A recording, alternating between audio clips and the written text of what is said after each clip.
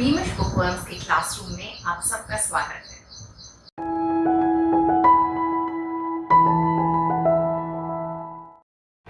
बच्चों, आज हम क्लास 9 का पाठ the best advice I ever had पढ़ेंगे और समझेंगे। ये पाठ एक्चुअली एक आर्टिकल है जो रीडर्स डाइजेस्ट मैगजीन में पब्लिश हुआ था। इसे मिसेस विजया लक्ष्मी पंडित ने लिखा था। वे उस समय यूके में इंडियन हाई कमिश्नर थी।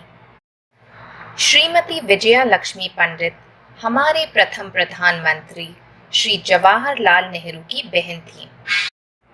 वे एक डिप्लोमैट और पॉलिटिशियन थी। वे महाराष्ट्र की प्रथम फीमेल गवर्नर भी रह चुकी हैं और यूएन की जनरल असेंबली की 8th प्रेसिडेंट भी। इस लेख में वे चर्चा करती हैं उस सलाह की जो एक महात्मा ने उन्हें दी थी, जिसे अपनाकर उनका जीवन सफल और बेहतर बना। आओ पाठ पढ़ते हैं। The best advice I ever had.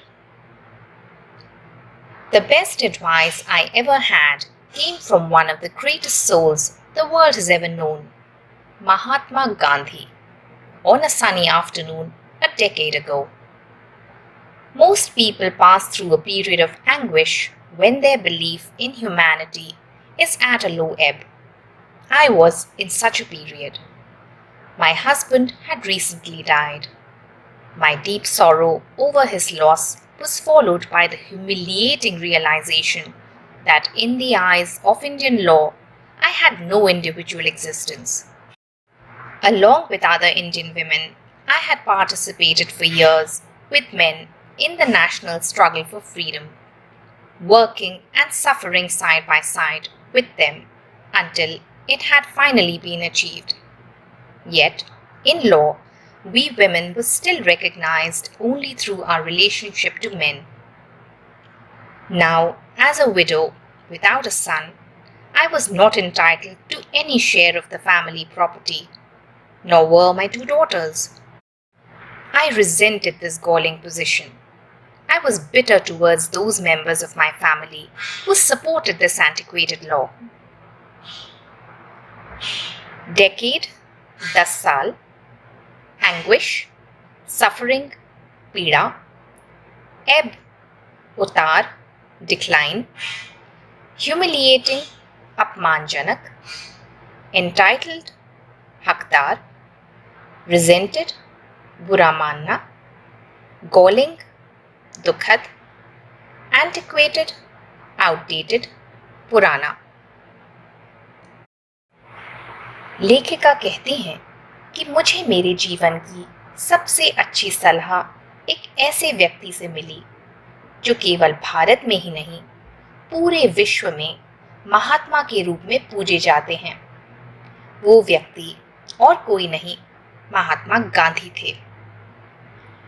वे आगे कहती हैं कि हम सबके जीवन में एक ऐसा समय आता है जब हमारा इंसानों पर और इंसानियत पर से विश्वास उठ जाता है।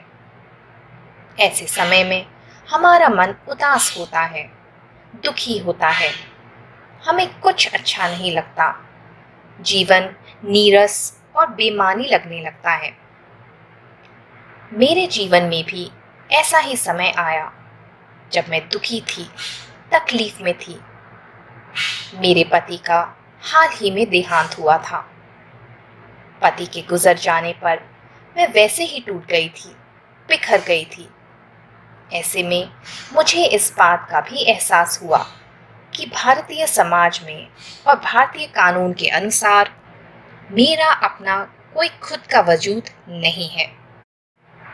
मैंने सालों तक अपनी जैसी अनेक भारतीय महिलाओं के साथ भारत की स्वाधीनता की लड़ाई में भाग लिया।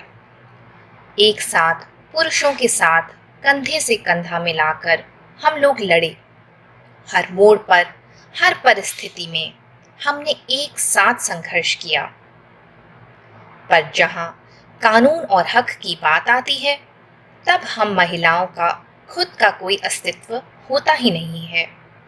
हम अपने उन रिश्तों के कारण ही पहचाने जाते हैं जो हमें पुरुषों से बांधते हैं।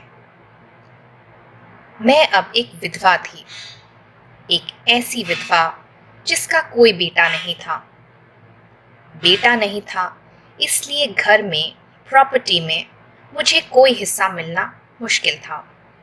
मेरी तो 2 पुत्रियां थीं और लड़कियों को हिस्सा दिया ही नहीं जाता था। ये हक केवल पुत्रों के ही नसीब में होता था। ये बात मुझे तकलीफ दे रही थी, मुझे चोट पहुंचा रही थी। परिवार वाले इसी सड़े गले पुराने कानून को फॉलो कर रहे थे, सपोर्ट कर रहे थे। इसी बात को लेकर मुझे गुस्सा आ रहा था और बहुत तकलीफ भी पहुंच रही थी। आगे पढ़ें। At this time, I went to pay my respects to Gandhiji and say goodbye before leaving for America to take part in a conference. After our talk, he asked, "Have you made your peace with your relatives?" I was amazed that he would take sides against me.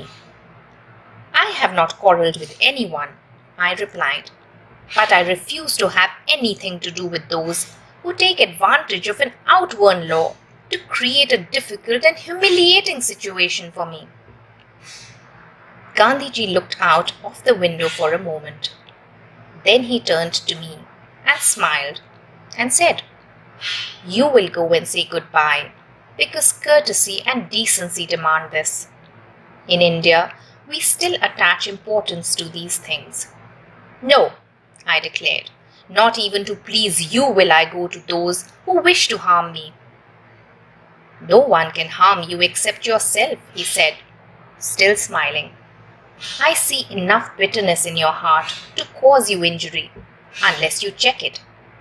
I remained silent, and he continued, "You are going to a new country because you are unhappy and want to escape. Can you escape from yourself? Will you find happiness outside when there is bitterness in your heart? Think it over. Be a little humble.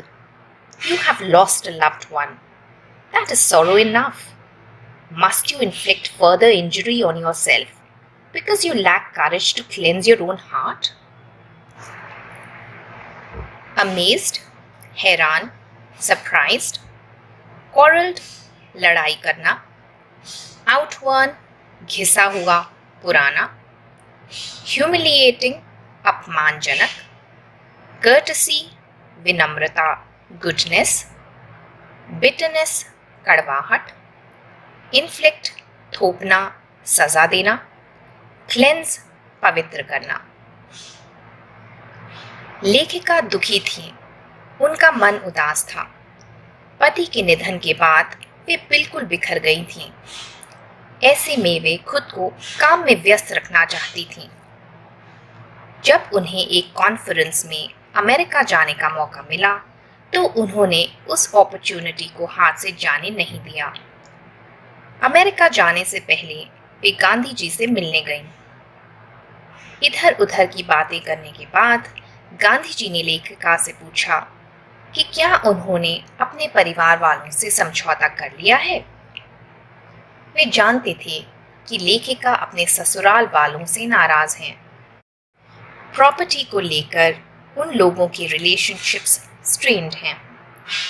वे चाहते थे कि उनका रिश्ता घर वालों के साथ सुधर जाए। लेखिका ने गांधी जी से कहा कि वे हैरान हैं कि वे उनके ससुराल वालों का साथ दे रहे हैं। उन्हें तो उनका यानी विजय लक्ष्मी का साथ देना चाहिए। गलत तो उनके साथ हुआ है। लेखिका ने आगे कहा, मैंने किसी के साथ झगड़ा नहीं किया, किसी से ऊंची आवाज में बात नहीं की। मुझे मेरे ससुराल वालों से कोई गिला शिकवा नहीं है। शिकायत है तो सिर्फ इस बात की कि वे लोग मेरा साथ नहीं दे रहे, एक सड़े गले दकियानूसी कानून का साथ दे रहे हैं। उस प्राचीन कानून का सहारा लेकर वे लोग मुझसे और मेरी बेटियों से उनका हक उनकी खुशियां छीन रहे हैं, मेरे लिए ऐसे हालात पैदा कर रहे हैं जो मुश्किल हैं, अपमानजनक हैं। गांधी जी ने इस बात का उत्तर तुरंत नहीं दिया। उन्होंने खिड़की के बाहर कुछ पल झांका, अपने विचारों को समेटा और फिर मुस्कुराकर कहा, तुम्हें अमेरिका जाने से पहले उनसे मिलना चाहिए, अलविदा कहना चाहिए। इसलिए नहीं कि तुम उनके रवैये के सामने झुक गई हो, उनके किए से समझौता कर रही हो, बल्कि इसलिए क्योंकि हमारी सभ्यता संस्कृति ऐसी है कि हम अपने बड़े बुजुर्गों का, अपने ससुराल वालों का सम्मान करते हैं, उनसे तमीज से, अदब से पेश आते हैं। ये सब सुनकर लेखिका ने उत्तर दिया कि मैं केवल आपकी बात का मान रखने के लिए उन लोगों से मिलने नहीं जाऊंगी। वे लोग मेरा भला नहीं चाहते हैं, मुझे हानि पहुंचाना चाहते हैं। बापू ये सुनकर मुस्कुराए और कहा, तुम्हें सिर्फ एक ही व्यक्ति हानि पहुंचा सकता है, और वो व्यक्ति तुम खुद हो। तुम अपने हृदय में इतनी कड़वाहट, इतना जहर लिए घूम रही हो। ये जहर, ये कड़वाहट तुम्हें नुकसान पहुंचाएगा, तुम्हारे जीवन को विषैला बनाएगा। तुम्हें इसे अभी और इसी वक्त रोकना चाहिए। ये सुनकर लेखिका शांत हो गई। गांधी जी ने आगे कहा, तुम अंदर से दुखी हो, परेशान हो, इसलिए तुम देश छोड़कर जाना चाहती हो, इस सब से बहुत दूर, शांति पाने के लिए। मगर क्या तुम खुद से भाग सकती हो? क्या तुम सुख पा सकती हो जब तुम्हारा दिल कड़वाहट से भरा हुआ है? ध्यान से सोचो, थोड़ी सी विनम्रता अपनाओ। तुम्हारा दिल पहले से ही दुखी है, तुम्हारे प्रियजन की मृत्यु हुई है। ऐसे में अपने दिल पर कड़वाहट का बोझ डालना क्या सही है? वो भी सिर्फ इसलिए क्योंकि तुम्हारे अंदर अपने हृदय को साफ करने की हिम्मत नहीं है। आगे पढ़ें। His words would not leave me. They gave me no peace. After some days of severe struggle with myself, I finally telephoned my brother-in-law. I would like to see you and the family, I said, before leaving.